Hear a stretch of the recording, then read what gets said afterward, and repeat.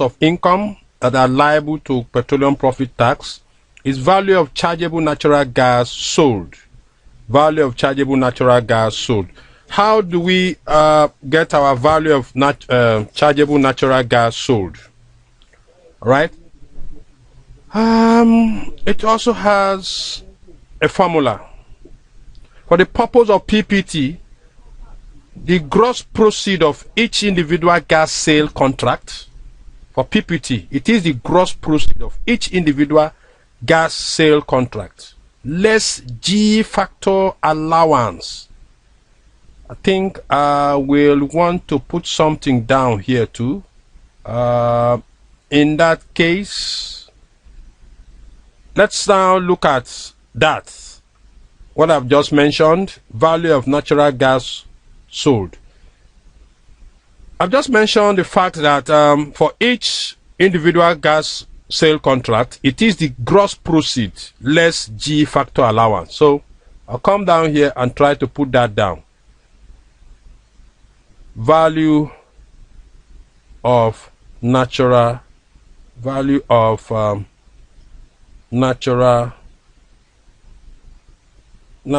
gas sold. Natural gas sold is equals to the proceed, gross proceed, all right, gross proceed minus what? G factor allowance, that's what it can be reduced to. And what is G factor allowance? G factor means the gas production cost adjustment factor. The gas production cost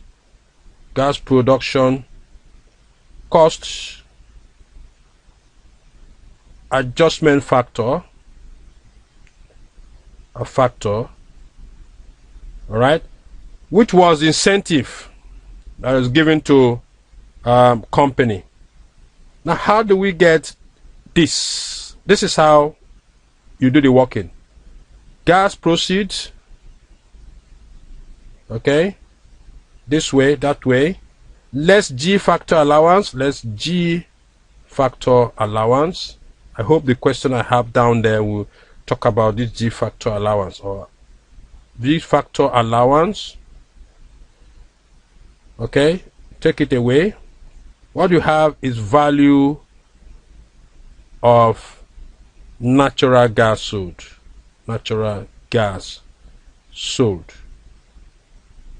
Okay, and of course there's a table to the fourth schedule of a PPTA, Petroleum Profit Tax Act, that usually is used in getting your G factor. We have what we call load factor, and we have the G factor percentage.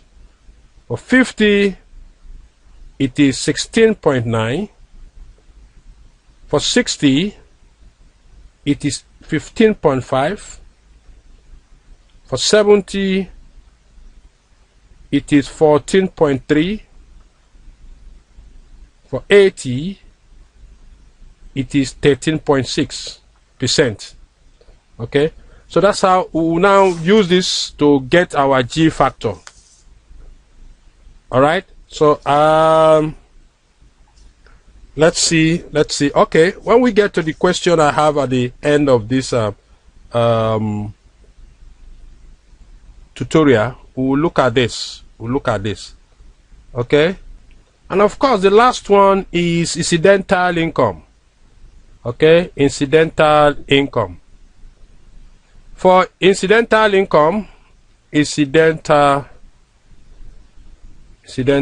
income, it is made up of 1, interest, right? Interest on deposit. 2, sublet of accommodation. 2, sublet. That is, if the petroleum company has accommodation that they can sublet. The income that comes in from the rent is also incidental income. It forms part of the incidental income for the purpose of tax. 3, lease of equipment. They have equipment that they can lease of equipment to other oil companies. The income that comes in from there will be subjected to petroleum profit tax. Number 4, services rendered. All right, services rendered to other petroleum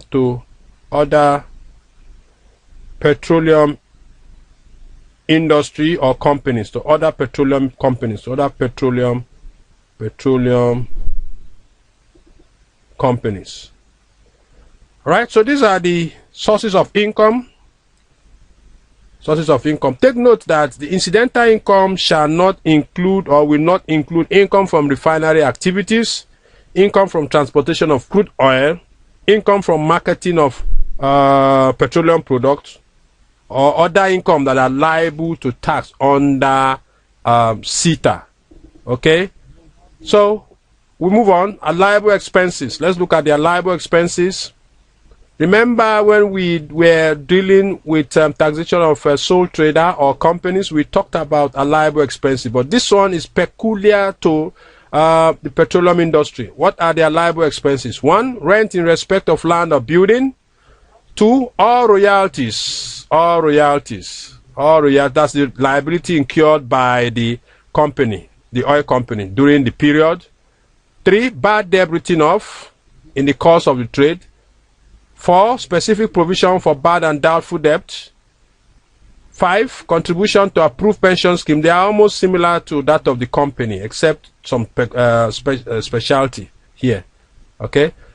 Legal expenses. I hope you know the legal expenses we were talking about here. We know the legal expenses. If we go down there, legal expenses broken down into 3. Something like retainership fee is under legal expenses. Expenses for defending the right of the company is also under legal expenses. Intangible drilling cost. This is what differentiates this from ordinary company. Intangible drilling cost, including cost incurred on the exploration and development. I remember mentioning that in the earlier part of this lecture. All right, these costs are regarded as intangible drilling costs. Okay, where costs involved in expenses, costs incurred in exploring and developing. All right. And costs incurred on the drilling of the first 2 appraisal well on a particular oil field. Do you get that? So all of these are the allowable expenses, all royalties, interest on loan taken from related company. Okay.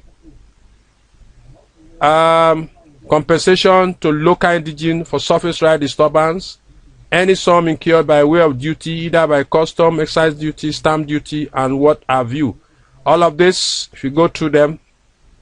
Of a special note is education tax. Take note. Education tax here is an allowable expenses, unlike company.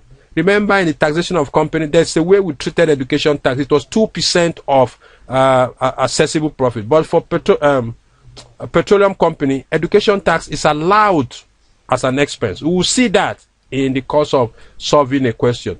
Tax offsets, all of this will be better appreciated with a question. So that is that for allowable expenses. Let's go through on non-allowable. The same lists, just like the company, except some special ones like this one. Tax offset up to 1994. Tangible drilling costs. So we have tangible drilling costs and intangible drilling costs. The intangible drilling cost is allowed. The tangible drilling cost is not allowed. Loss on sale of fixed asset is not allowed. Okay. Some recoverable other insurance or contract of indemnity. Fines and penalties. I think this is also applicable to companies. Income tax provision is applicable to companies. Interest on money borrowed from related company. Contribution to unapproved pension scheme. All of these are still related to companies too. When it has to do with petroleum profit tax or petroleum companies, sorry. For petroleum companies, losses can be carried forward indefinitely, but before that can be done, within 5 months after the end of the accounting year, the petroleum company can, in writing, ask that the part not relieved in any particular, that's the losses not relieved in any particular year, should be carried forward to subsequent years, so succeeding accounting years. Okay, that is that about losses, how losses are being treated in petroleum companies. Qualifying capital expenditure. Qualifying capital expenditure. These are the qualifying capital expenditure. This that we are going to compute capital allowance on when it has to do with petroleum companies. Are you there? I have here building and structures. This should be number one. Actually, it should have been number one. Building and structures.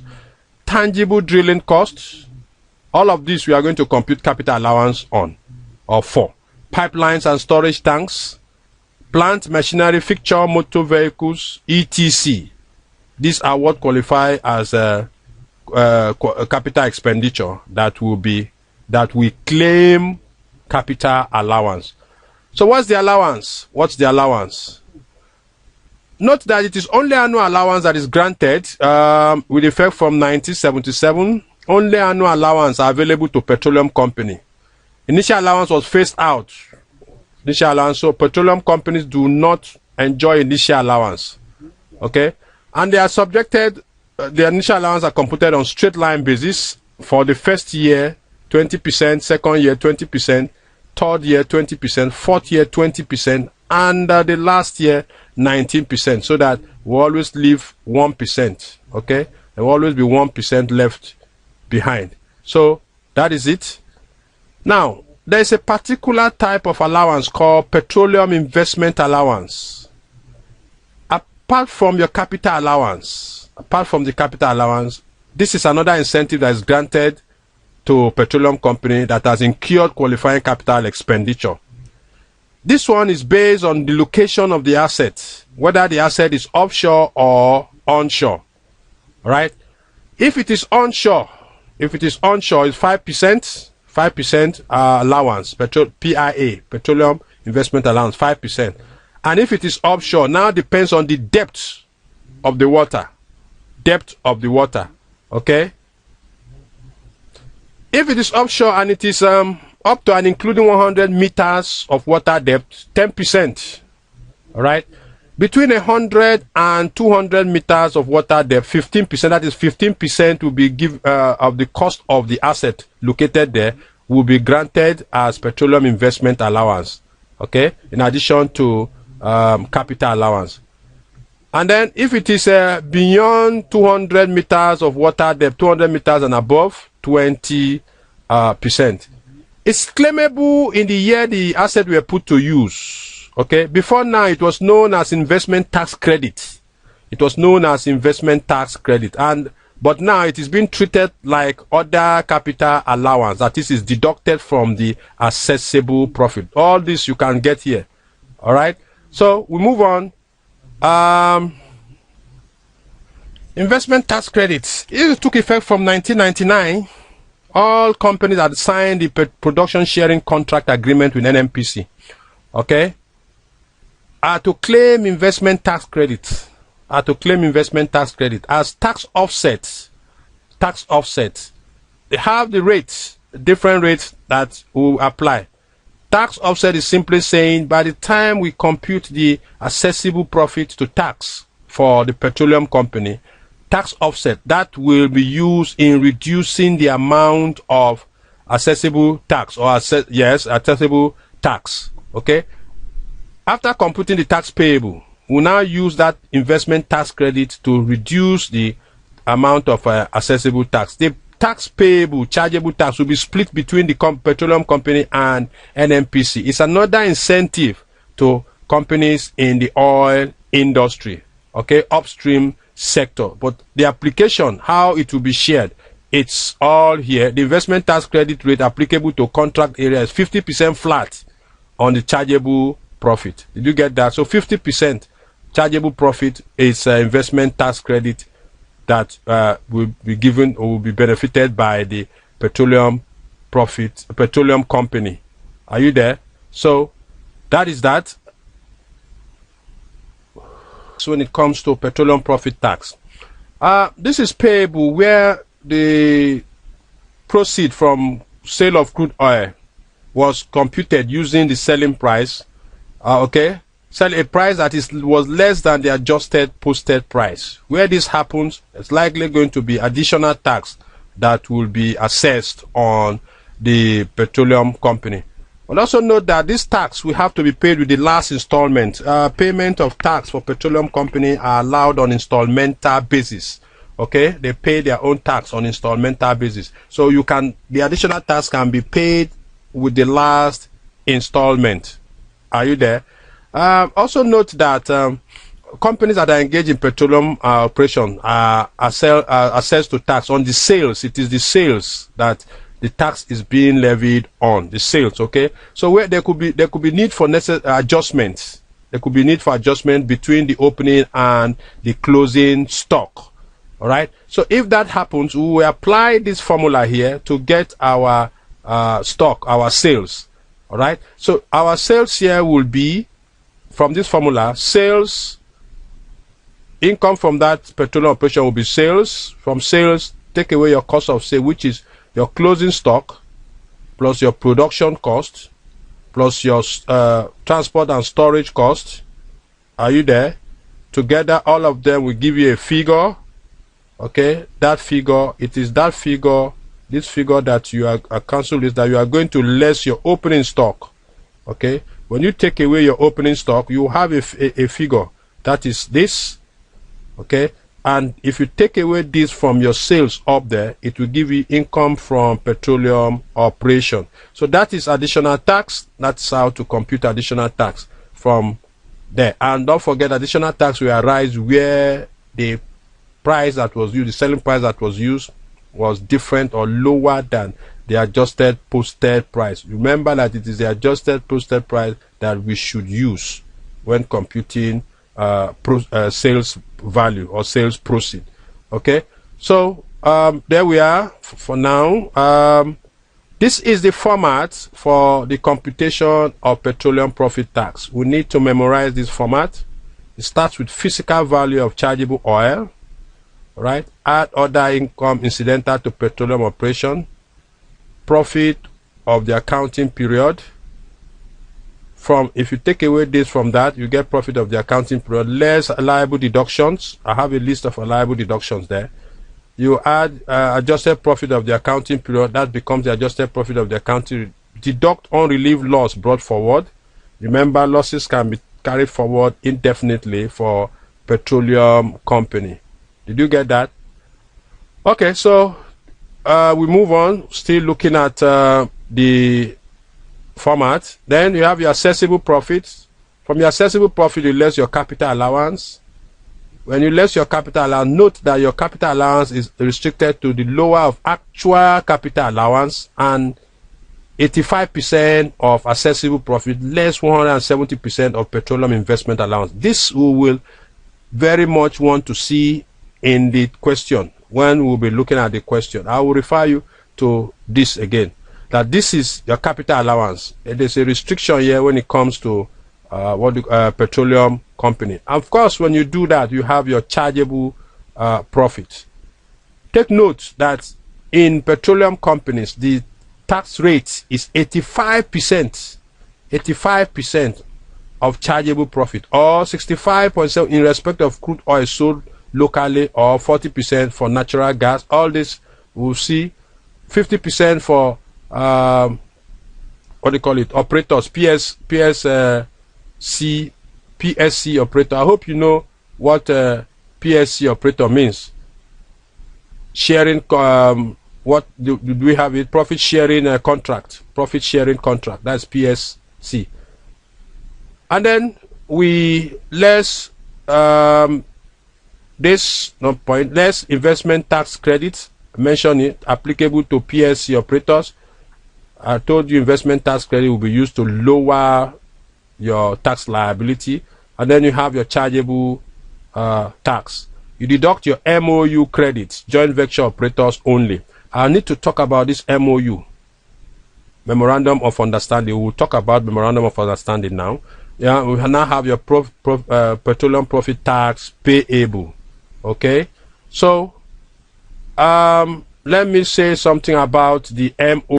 The MOU is an agreement between the federal government of Nigeria through NNPC and the oil companies operating in Nigeria concerning some tax reliefs. It's another tax incentive, tax relief. The tax relief will be granted if certain sales and production target are achieved. So this is based on sales and production target. It was introduced during Shagari regime. It was introduced during Shagari regime to stem the tide of disincentive in the industry arising from falling prices. When the price of the oil was falling even in the international market, this came up so that they could be granted some tax relief. All right. So it was an incentive to the investors in the sector of the economy so that Nigeria can maintain its quota in the world market and at the same time garner enough revenue. So how is it done? The incentive is computed using some agreed formula. There's an agreed formula for MOU, but usually in a question you will be told the MOU is figure direct. Okay, you may not need to know the formula for computing the MOU. The incentive is described as MOU credits, and it's usually used to reduce tax liability. Okay, so watch out for MOU credit in a question. You just use that to reduce the tax liability of the petroleum company. Annual returns. The petroleum company must file annual return at least once in a year. And that's usually 5 months after the end of the year. Since most petroleum companies accounting year end month is December 31st or December, the last day of the month, we expect that by the end of the 31st May following that year, that the annual return should be filed. Now, what are the content of the annual return? I have here audited financial statements. Should have the audited financial statement. Computation of estimated profit or loss and estimated adjusted profit and estimated accessible profit. The computation of estimated chargeable profit, all estimated. All right. A statement of all amount repaid, refunded, waived, or released to it. Computation of the estimated tax for the period. A schedule showing the following: the residues at the end of the period in respect of the assets. Okay, that's what we could call TWDV, the TWDV of the assets. All qualifying petroleum expenditure incurred by it during the period. The values of all of its assets disposed in that period, if there was any disposal. The amount of capital allowance due for the period. Okay, any balancing adjustment due during the period. Remember, balancing adjustment, balancing charge, and balancing allowance. Offenses and penalties. These are the offenses here.